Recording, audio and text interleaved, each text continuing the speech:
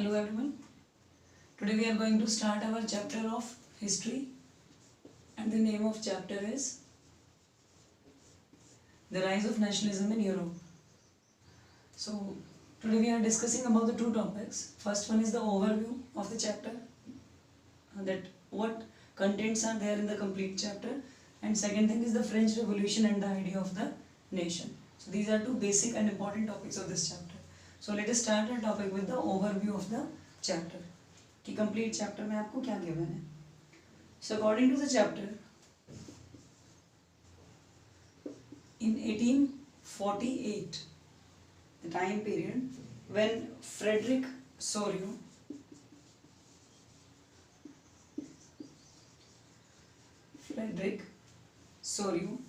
which was a French artist, he prepared a series of 4 prints visualizing his dream of a world made up of democratic and social republic, as he called them.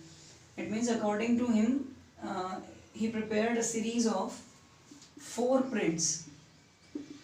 उसने 4 prints की एक series prepare की और उस series में उसने अपने dreams को विजुअलाइज किया. इट मीन्स इन 4 prints में जो चीज़ें उसके ड्रीम्स में थी, जो वो प्लान कर रहा था कि डेमोक्रेटिक नेशन कैसा होना चाहिए या सोशल रिपब्लिक किस तरह की होनी चाहिए, तो वो डेमोक्रेटिक और सोशल रिपब्लिक जो उसके माइंड में थी, उसी चीज़ को उसने अपने ड्रीम्स को उसने प्रिंट किया इन 4 प्रिंट्स की हेल्प से विजुअलाइज कर दिया. Democratic and social Republic. So it means जो हम स्टार्टिंग में देखेंगे चैप्टर की पिक्चर हमें गिवन है, वो पिक्चर विजुअलाइजेशन है किसके आइडियाज़ का? फ्रेडरिक सोरियो के आइडियाज़ का, जिसके 4 प्रिंट्स उसने निकाले थे डेमोक्रेटिक नेशन को क्लियर आउट करने के लिए. Then artist of that time generally personified liberty as a female figure. उस टाइम के जितने भी आर्टिस्ट थे वो जो फिगर यूज करते थे अपने लिबर्टी को, मीन्स फ्रीडम को पर्सोनिफाइड करने के लिए, पर्सनालिटी में लिबर्टी को शो करते थे, तो वो सभी आर्टिस्ट वुमेन फिगर्स का यूज़ करते थे उसे एक्सप्लेन करने के लिए. इसीलिए हम उस पिक्चर में देख रहे हैं वहाँ पे एक वुमेन जो है उसे दिखाया गया, पावरफुल वुमेन को दिखाया गया. सो इट मीन्स उस टाइम के जितने भी आर्टिस्ट थे वो सभी फ्रेंच रिवोल्यूशन के टाइम पे अपनी लिबर्टी को पर्सोनिफाइड करने के लिए एक फीमेल फिगर का यूज़ करते थे, एक फीमेल फिगर को वहाँ पे शो करते थे. Then according to Sorio, utopian vision, the people of the world are grouped as distinct nations. Then after एक पिक्चर गिवन है जहाँ पे बहुत से लोग एक साथ दिखाई दे रहे हैं, एक ग्रुप वहाँ पे दिखाई दे रहा है. तो सोरियो के अकॉर्डिंग वो जो ग्रुप है वो उन लोगों का है जो डिफरेंट नेशन से वहाँ पे उस टाइम पे कलेक्ट हुए हैं. बिकॉज यूरोप उस टाइम पे एक सिंगल नेशन की तरह रूल नहीं किया जा रहा था, वहाँ बहुत सारे डिफरेंट रूलर्स थे, एरिया वाइज डिवीजन हो गया था. तो इस केस में यूटोपियन विजन के अकॉर्डिंग जो वर्ल्ड के डिफरेंट एरियाज हैं, डिस्टिंक्ट नेशंस हैं, वहाँ से ग्रुप्स इकट्ठा हुए हैं और वो खुद को आइडेंटिफाई कर रहे हैं. हम किस तरीके से पहचान सकते हैं कि कौन किस नेशन से बिलोंग करता है, तो उसके लिए उन लोगों ने कुछ फ्लैग्स लिए हुए हैं जो उनके नेशन को आइडेंटिफाई करते हैं, और विद फ्लैग्स उनके कॉस्ट्यूम्स. इन 2 चीज़ों से उस पिक्चर में हम एक्सप्लेन कर सकते हैं कि कौन से लोग किस नेशन से बिलोंग करते हैं, जो कि उस टाइम पर्टिकुलर टाइम पे एक साथ दिखाए गए हैं, जो कि ये शो करता है कि सभी को एक सिंगल नेशन की, एक डेमोक्रेटिक नेशन की रिक्वायरमेंट है, वो रिपब्लिक चाहते हैं. Mainly this chapter deals with many of the issues visualised by Sorrieu. ये पूरा चैप्टर सोरियो की बहुत सारी विजुअलाइजेशंस पे कंप्लीट होगा, जो अपनी थ्योरीज को या अपने आइडियाज़ को जो एक नेशन से रिलेट करते हैं, एक बेटर नेशन से जो कि डेमोक्रेटिक और सोशल रिपब्लिक में हो, उससे जो भी आइडियाज़ सोरियो के रिलेट करते हैं उन सभी को इस चैप्टर में विजुअलाइज किया गया है.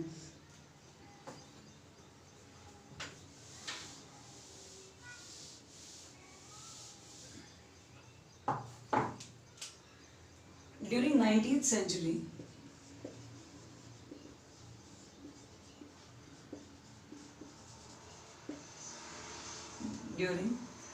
century, nationalism emerged as a force which brought about sweeping changes in 2 orders, political and mental world. Political and mental world. It means इस तरह के changes यहाँ पे हुए थे जिसकी हेल्प से पॉलिटिकल चेंजेस और मेंटली मीन्स लोगों का जो माइंड सेट था वो कम्प्लीटली चेंज हो गया था इन वर्ल्ड ऑफ यूरोप में, ताकि बेटरमेंट आ सके और नेशन को एक कंप्लीट डेमोक्रेटिक नेशन में कन्वर्ट किया जा सके। तो ये जितने भी वहाँ पे डिफरेंट जो रेवोल्यूशंस चलते रहे, कंटिन्यू रहा फ्रेंच रेवोल्यूशन, उसमें अराउंड 19th सेंचुरी में ये चेंजेस स्टार्ट हो चुके थे। Now end result of these changes was the emergence of the nation state in the place of multinational dynastic empires. उस टाइम पीरियड तक यूरोप में बहुत सारे एम्पायर्स थे, multinational dynastic empires. Dynastic rulers थे वहाँ पे जो बहुत लॉन्ग टर्म से फैमिलीज से बिलोंग कर रहे हैं, पॉलिटिकल फैमिलीज, और वही कंटिन्यू करते जा रहे हैं। तो इन्हीं डायनेस्टिक एम्पायर्स को किसमें कन्वर्ट करना था? एक सिंगल नेशन स्टेट में कन्वर्ट करना था। तो इट मीन्स फ्रेंच रेवोल्यूशन का मेन मोटो यही था कि यूरोप में जो मल्टीनेशनल डायनेस्टिक एम्पायर्स हैं वो किस में कन्वर्ट कर दिए जाएं? एक सिंगल नेशन स्टेट में। इट मीन्स वही लोग जो उस एरिया का पार्ट है, सिटीजन्स हैं, उन्हीं में से कुछ लोगों को गवर्नमेंट मेंबर्स की तरह रिप्रेजेंटेटिव्स की जगह पे चूज किया जाए और एक पर्टिकुलर नेशन स्टेट में पूरे यूरोप को कंबाइंड कर दिया जाए, ना कि डिफरेंट एरियाज जो अलग अलग पार्ट्स में डायनेस्टिक सिस्टम्स हैं वो कंटिन्यू हो। तो मेन मोटिव फ्रेंच रिवोल्यूशन का यही था कि मल्टीनेशनल डायनेस्टिक एम्पायर कन्वर्ट हो जाए नेशन स्टेट में, मीन्स एक पर्टिकुलर नेशन में।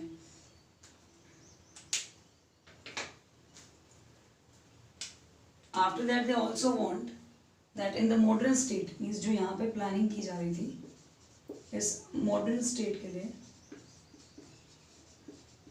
this is related with the centralized powers. It means जो मॉडर्न स्टेट होगा उसमें कैसी पावर्स होंगी? Centralised powers.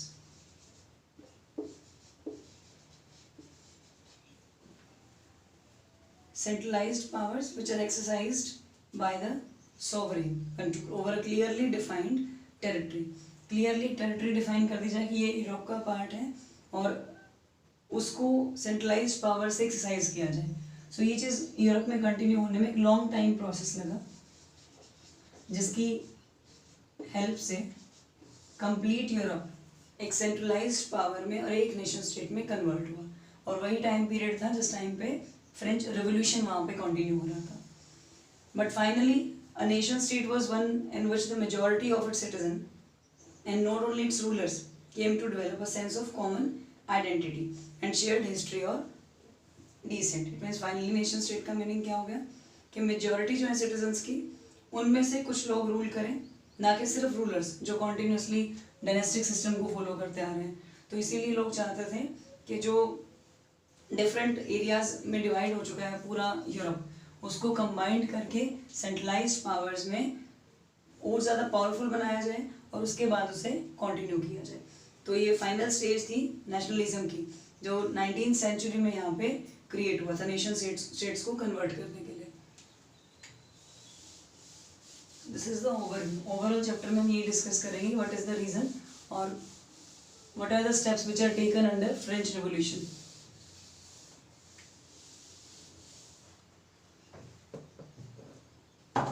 Now the second point is related with the French Revolution and the idea of the nation.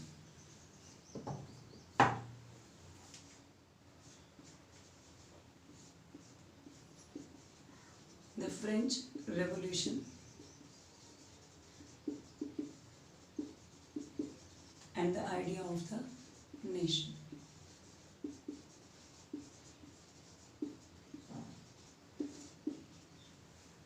Overview के according अभी हमने एक छोटी स्टोरी देखी कि फ्रेडरिक सोरियो ने किस तरीके से अपने चीज़ों को विजुअलाइज किया, कैसे वो नेशन को एक सिंगल नेशन में कन्वर्ट करना चाहते थे, मल्टीनेशनल डायनेस्टिक एम्पायर्स को वो अबॉलिश करना चाहते थे। और इसीलिए फाइनली फ्रेंच रेवोल्यूशन वहाँ पे स्टार्ट हुआ, वो कंटिन्यू हुआ जब तक यूरोप एक सिंगल नेशन स्टेट में कन्वर्ट नहीं हो गया। अब ये जो कंप्लीट स्टोरी है इसको हम डिटेल में स्टडी करेंगे। So the first point is that the first clear expression of nationalism came with the French Revolution. Clearly जब लोगों ने इस चीज़ को अपोज करना स्टार्ट किया डायनेस्टिक सिस्टम्स को, तो फाइनली कब हुआ? ये स्टार्ट हुआ फ्रेंच रिवॉल्यूशन के साथ इन 1789 में इसकी स्टार्टिंग हुई। इस टाइम पीरियड से जो पॉलिटिकल कॉन्स्टिट्यूशनल चेंजेस हैं वो यहाँ पे स्टार्ट हुए। Political and constitutional changes, because जब तक आपका कॉन्स्टिट्यूशन चेंज नहीं होगा तो पॉसिबल नहीं है कि लॉज, राइट्स या ड्यूटीज प्रॉपर्ली डिवाइड हो सके।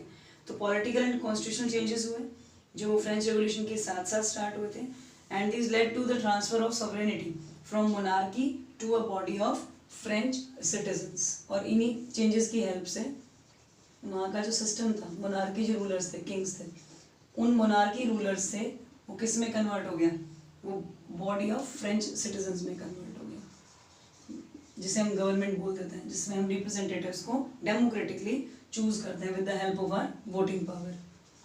Body of French citizens.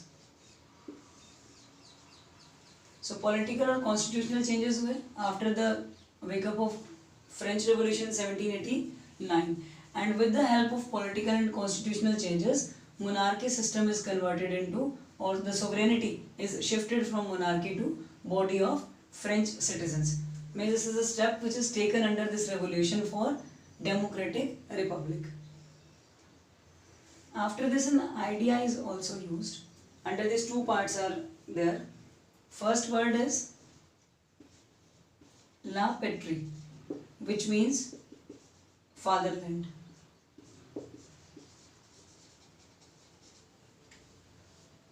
Which means fatherland. And second is le citoyen, that is the citizen.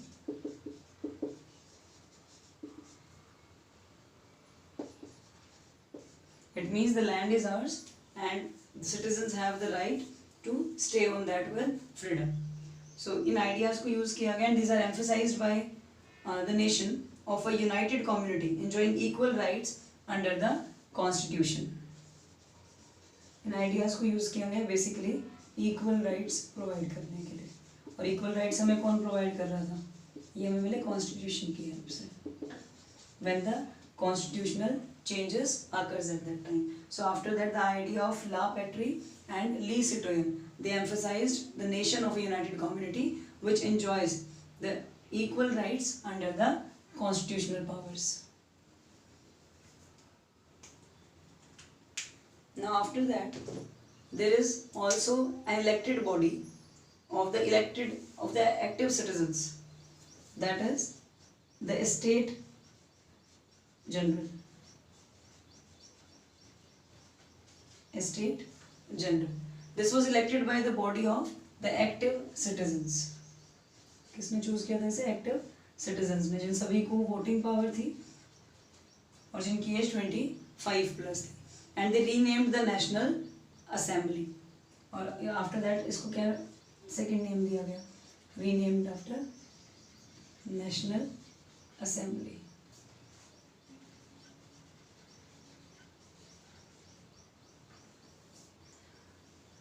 So it means French Revolution 1789 में हुआ, then after that political constitutional changes spread हुए, then ideas of la patrie और la citoyen जो कि equal rights के लिए working थे, और at last state general form किया गया जो active citizens ने prepare किया, और इसको second name दिया गया national assembly. Now some internal custom duties and dues were also abolished. It means लोगों को benefit पहुंचाने के लिए जो extra duties लगाई गई थी उन सभी को अबॉलिश कर दिया गया, मीन्स फिनिश कर दिया गया। So the internal means with in the nation, because nation is divided into many different multinational dynastic empires, so that's why there are also some internal custom duties or dues. So after this revolution, internal custom duties and dues were abolished. उसके बाद उन सभी dues को, extra duties को abolish कर दिया गया. ताकि लोगों का जो बर्डन है उसे डिक्रीज किया जा सके. And with this they also form a uniform system of weights and measures was adopted. With the abolishment of these duties, there was also uniform system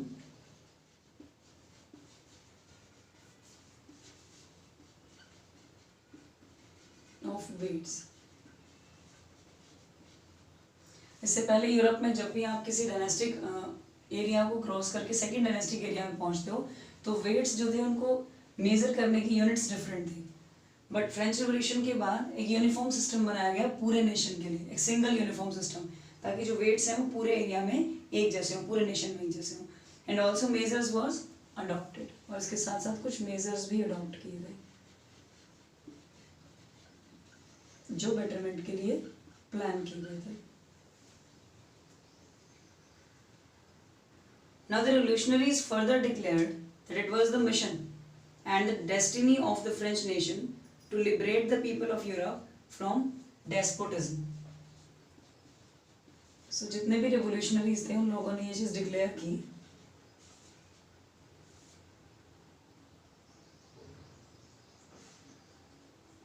revolutionaries ये चीज डिक्लेयर कर दी गई उसके बाद दैट ये एक ऐसा मिशन है और ये डेस्टिनी है फ्रेंच नेशन की कि सभी को लिबर्टी मिले डेस्पोटिज्म से. तो रेवोल्यूशनरी का मेन मिशन क्या था कि डेस्पोटिज्म को फिनिश कर दिया जाए और एक ऐसी गवर्नमेंट हो जो सबके लिए वर्क करे. सो revolutionaries further declared that it was the mission and the destiny of French nation to liberate the people from the despotism. Means जो किंग्स का रूल है या जो अनडेमोक्रेटिक सिस्टम है गवर्नमेंट है उसे अबॉलिश करके रेवोल्यूशनरी चाहते थे कि डेमोक्रेटिक रिपब्लिक में कन्वर्ट कर दिया जाए ताकि वहाँ के जितने भी लोग हैं वो सभी फ्रीली मूव कर सके और लिबर्टी में रह सके. तो ये लिबर्टी कब पॉसिबल है जब डेस्पोटिज्म जो है उसको वो फिनिश कर देंगे. सो ये उनका मेन मोटिव था कि डेस्पोटिज्म को फिनिश करके लिबर्टी को एस्टेब्लिश किया जा सकता है. Now after the students and other members of educated middle class, they also begin to set up Jacobin club. ये कुछ टॉपिक्स हमने 9th में किए थे. ये नेम्स आपने सुने होंगे. एस्टेट जर्नल, जैकोबिन क्लब, जिसको प्रिपेयर किया गया था. सो बहुत से स्टूडेंट्स ने सपोर्ट करना स्टार्ट किया and with students there are also middle class people. Middle class people. Both of them formed or begin to setting up a society which is known as Jacobin Club. Jacobin Club को यहाँ prepare किया गया. Their activities and campaigns prepared the way for the French armies which moved into Holland, Belgium, Switzerland and much of Italy in the 1790s. अब इनकी जितनी भी activities थी वो इनके जो कैंपेन्स थे वो बेसिकली फ्रेंच आर्मीज़ को आगे पहुंचाने के लिए हेल्पफुल थे. जिस टाइम पे French armies Holland, Belgium, Switzerland और इटली उस टाइम पीरियड में उन्हें कंट्रोल करने के लिए आगे बढ़ रही थी. So these are some nations: Holland, Belgium, Switzerland and Italy. And this was done in the year of 1790s. Now the French armies began to carry the idea of nationalism in abroad. अब यही जो idea पहले सिर्फ Europe में continue था अब वही army के थ्रू कन्वर्ट हो गया था और डिफरेंट नेशंस में स्प्रेड हो चुका था. So now the French armies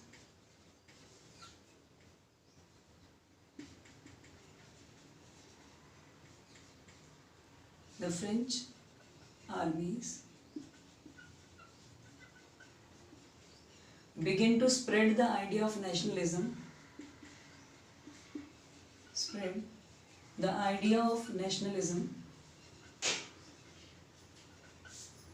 in abroad also. पहले वो सिर्फ अपने ही नेशन में था, मीन्स यूरोप में, बट इस आफ्टर दिस जो आइडिया था वो डिफरेंट नेशंस में स्प्रेड हो गया था. जैसे कि अभी आर्मीज अगर हॉलैंड, बेल्जियम, स्विट्जरलैंड, इटली तक पहुंच रही है, इट मीन्स वहाँ पे वो उस एरिया को कवर अप करती जा रही है। तो ये आइडियाज जो थे वो आगे कैरी कर रहे थे अपने साथ। Now after this there is a problem again with the ruling of Napoleon Bonaparte.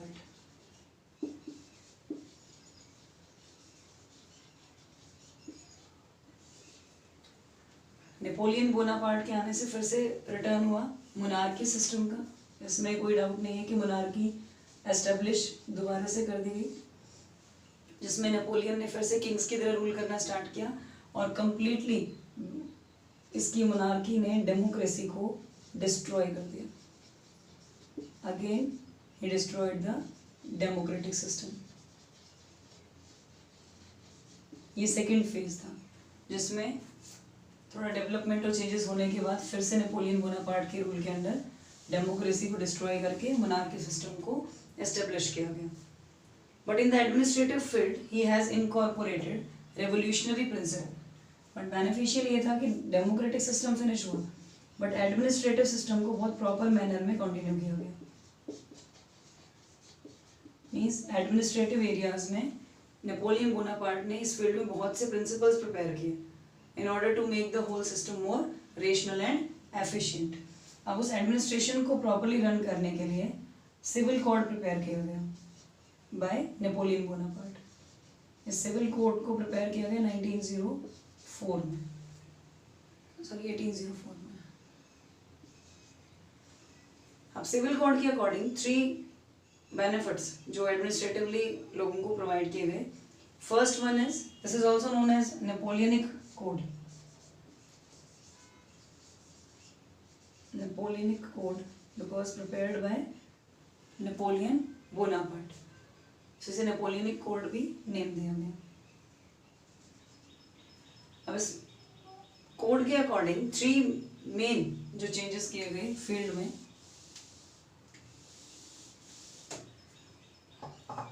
First one is that they did away all the privileges based on birth. Away all the privileges from birth. It means अगर किसी को by birth कोई benefit दिया जा रहा है या extra कोई पोजीशन प्रोवाइड की जा रही है तो उसे अब बंद कर दिया जाएगा, क्योंकि बेस्ड ऑन बर्थ कोई बेनिफिट किसी को नहीं मिल सकता। जो जितना कैपेबल होगा, एबल होगा, उसके अकॉर्डिंग उसको बेनिफिट्स प्रोवाइड किए जाएंगे। Then after that he established equality before the law. He established equality before the law. It means हर एक सिटीजन को इक्वली ट्रीट किया जाएगा और लॉ सभी के लिए बिल्कुल सेम होंगे, उनमें कोई चेंजेस नहीं होंगे। और last one is he secured the right to property. Secured the right to property.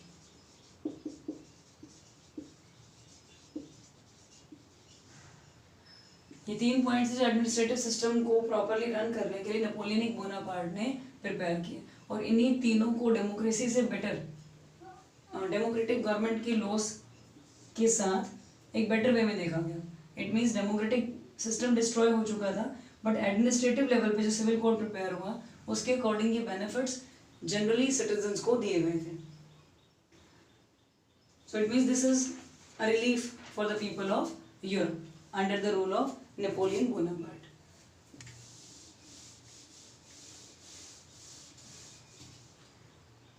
Now next thing is Napoleon simplified administrative divisions and abolished the feudal system and freed the peasants from serfdom and manorial dues.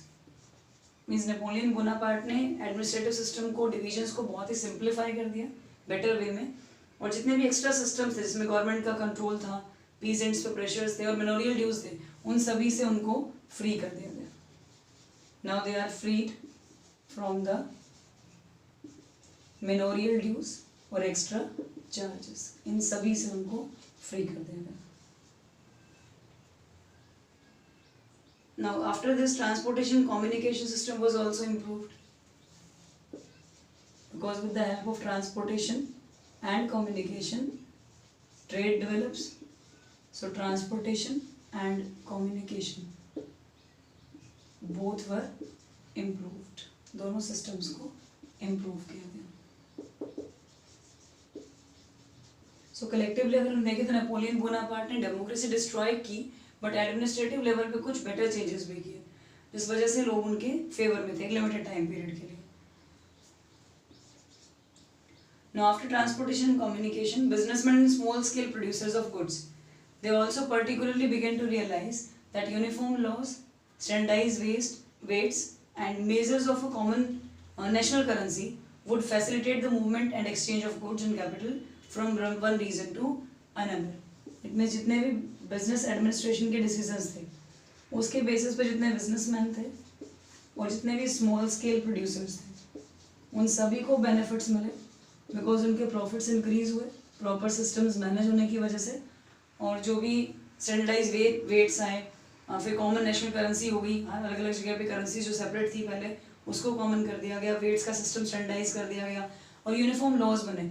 उसकी help से सभी businessman और small scale producers को benefit होने start हो गए और उनके लिए ईजी हो गया एक्सचेंज करना गुड्स और कैपिटल का from one region to another region. और the next point is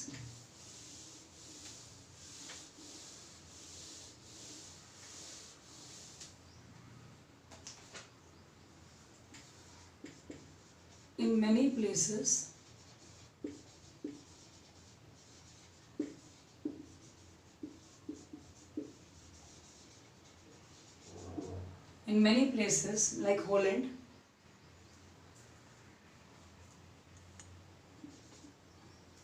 and Switzerland,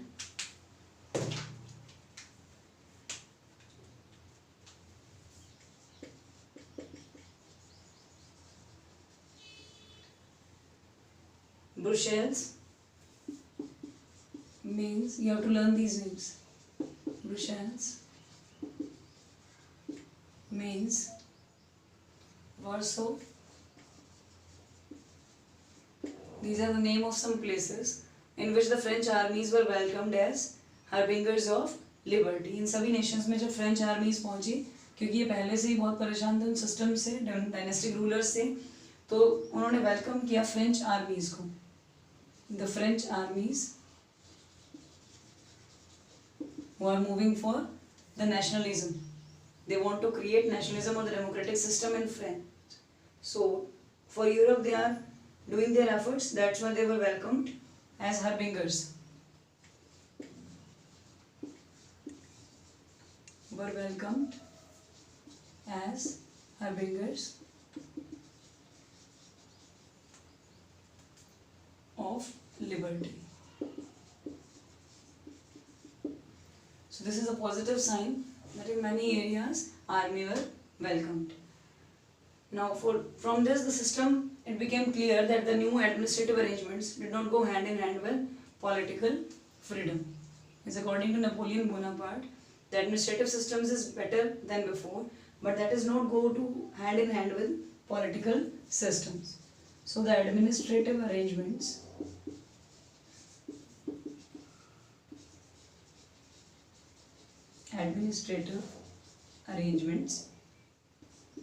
and the political freedom. Now these are two different concepts, because according to Napoleon Bonaparte, administrative part is completely controlled by the government or the Napoleon, and political freedom was not there at that time. So these did not go hand in hand. There is a difference between administrative arrangements and the political systems. So after this, taxation is increased. Some benefits are also there, but there are some problems also, like increase taxation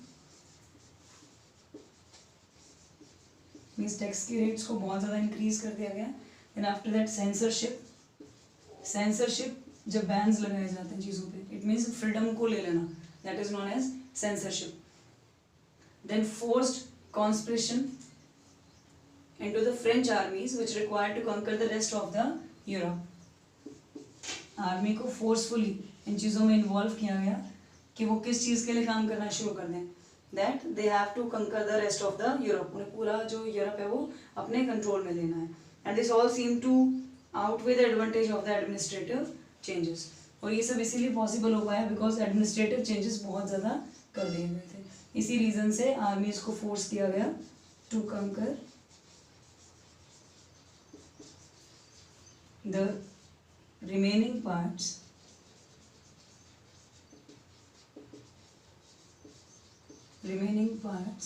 of the Europe.